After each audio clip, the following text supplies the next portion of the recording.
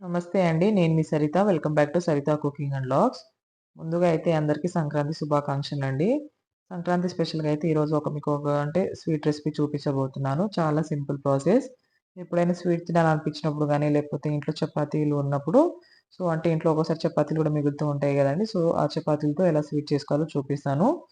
ఇక్కడైతే నాకు నైట్ ఒక 2 చపాతీస్ చేసినయి మిగిలితే దాంతో స్వీట్ చేస్తానండి. మీరు కావాలంటే అప్పటికప్పుడు చపాతీలు చేసుకొని గూడా చేసుకోవచ్చు. ఇవొచ్చేసి ఎంత వీలైతే అంత చిన్న ముక్కలుగా అయితే చేసుకోవాలి. ఈ విధంగా చిన్న ముక్కలుగా చేసుకున్న తర్వాత ఇప్పుడు ఇందులోకైతే నేను తీసుకున్న 2 చపాతీస్‌కైతే ఇక్కడ 1 టేబుల్ స్పూన్ వరకైతే బెల్లం సరిపోతుందండి. ఇలా బెల్లం తురుముకున్నది వేసుకోవాలి. ఇలా వేసుకొని 1 టేబుల్ స్పూన్ వరకైతే కరిగించిన నెయ్యి వేసుకోవాలండి. ఇలా వేసుకొనైతే మొత్తం బాగా మిక్స్ చేసుకోవాలి.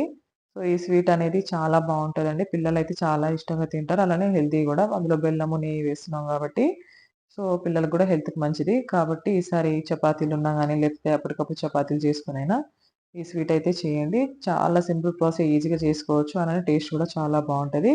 ఇదే ప్రాసెస్‌లో బియ్యం పిండితో గూడా రొట్టెలు చేసుకొని చేస్తారండి. అది గూడా ఇంకా బావుంటది. కాకపోతే ఈసారికైతే చపాతీతో ట్రై చేయండి. వీడియో నచ్చితే లైక్ చేయండి, షేర్ చేయండి, సబ్స్క్రైబ్ చేసుకోండి.